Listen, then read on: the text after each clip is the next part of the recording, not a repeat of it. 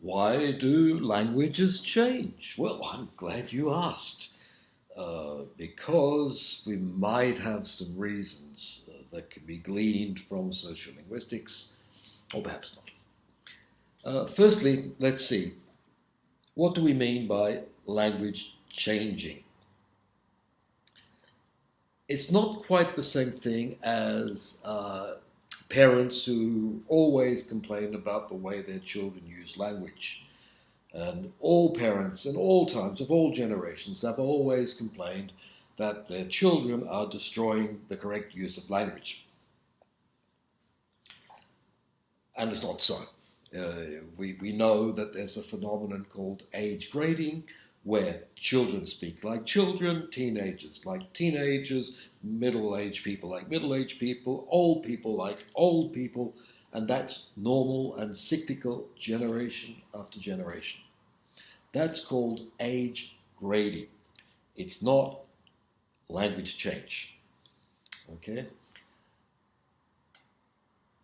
Then I think we've looked at in this course a classic study on Oberwart. This is the town where German displaced Hungarian in various social domains. Okay, and so there was a change happening, obviously, over time, but that's called language shift.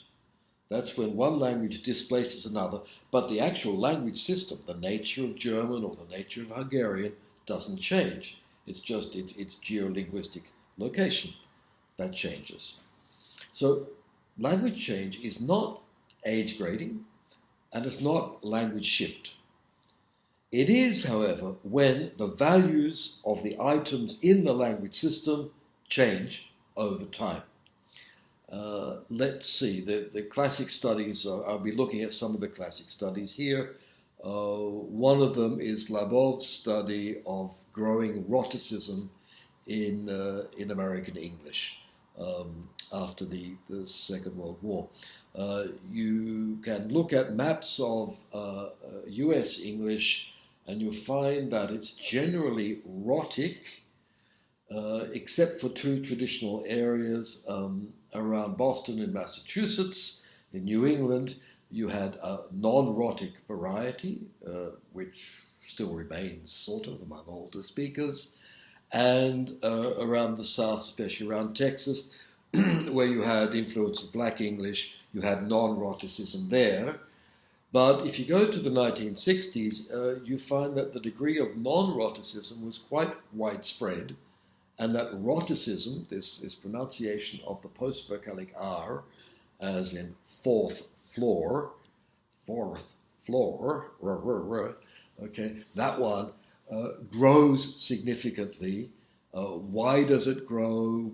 Well, one could suppose it's a mark of identification with the new powerful nation state or something like that.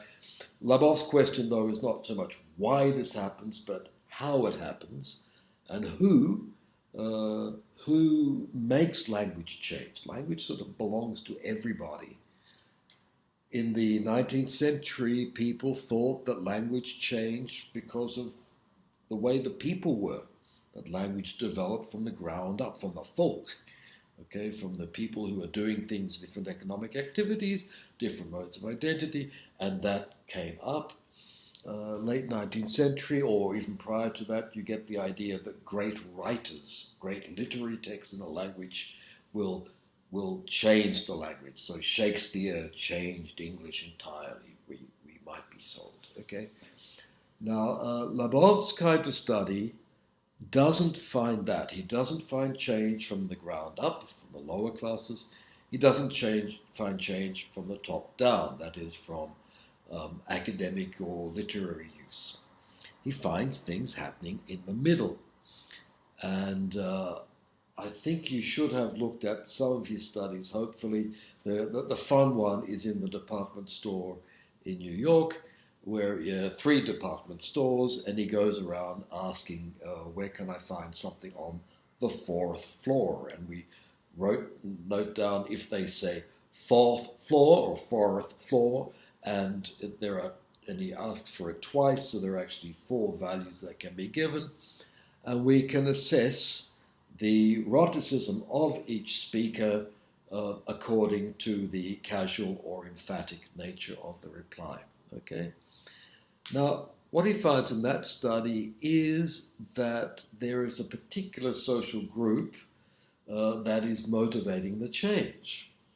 And it happens to be people who are not the top social class, but the second top social class. Okay? I must admit, I'm drawing here on a wider study of eroticism in New York, where he uses further information to pinpoint this with greater detail. But it boils down to the fact that there's a certain group of people there, in the second to top group, particularly women in their 20s, who are using more eroticism than the people in the upper group.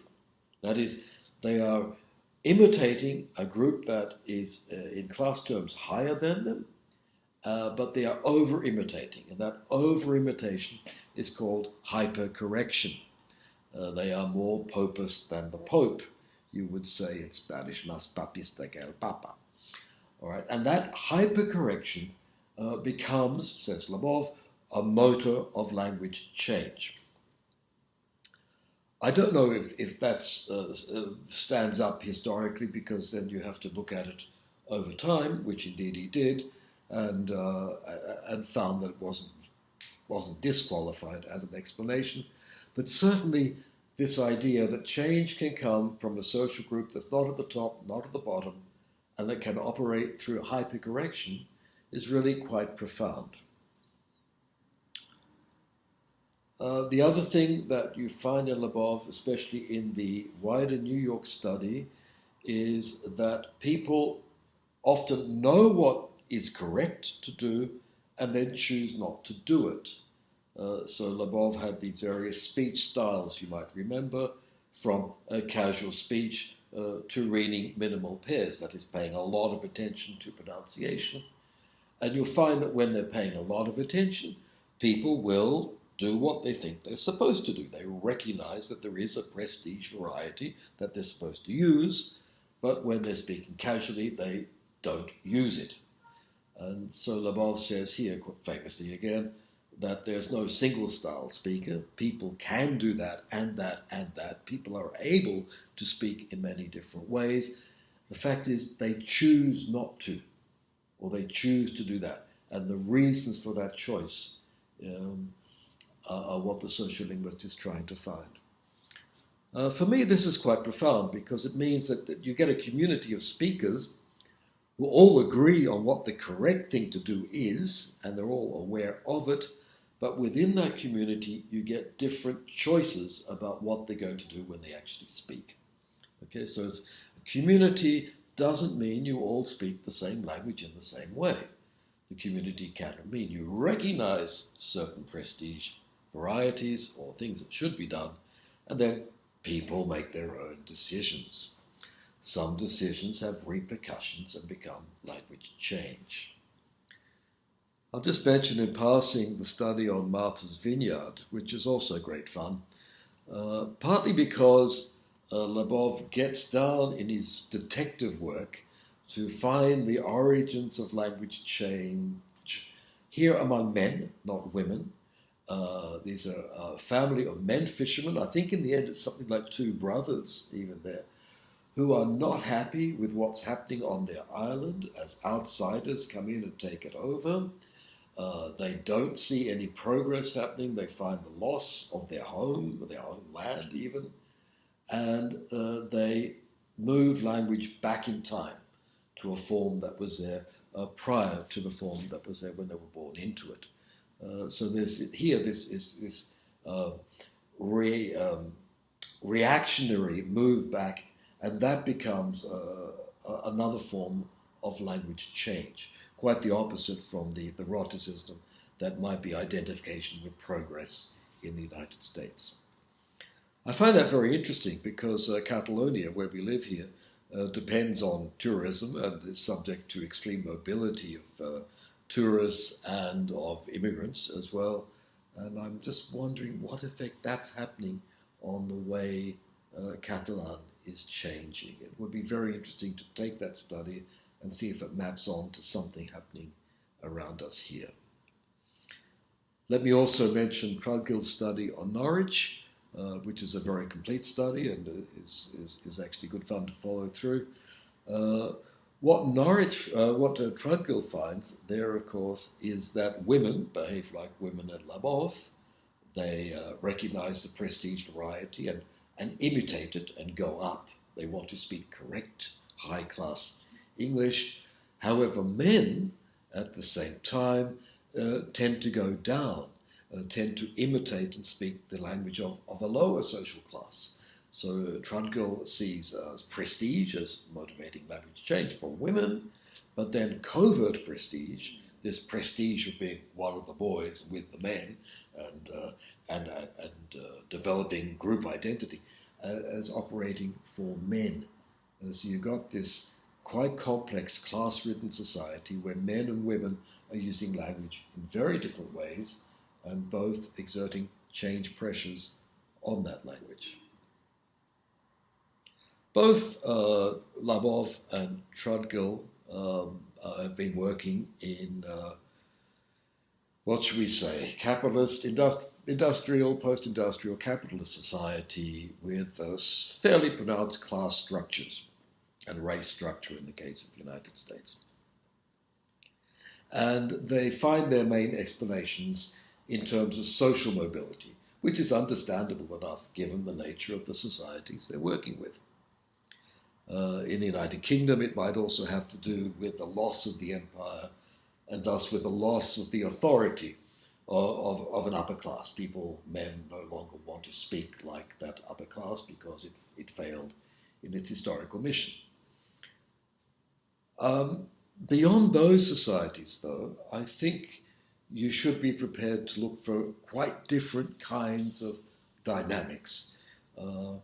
I don't think that where we live here, class structure has a major effect on language. It's well known that Spanish, Catalan, and Romance languages around us depend more on regional identification than with class identification. And I think that if we're going to look for what's changing language here, it's going to concern more mobility, the mobility of workers moving in and out, of immigrants coming in, and in this case, tourism here, massive mobility around us, massive presence of many different languages. And then the second factor will have to be technology, of what the technological extension of Speech Act situations is going to mean for where and how language is used. So, social linguistics, classic social linguistics of variation, gives us some reasons for language change, but there's no actual obligation to think that those reasons will apply to language change across the board.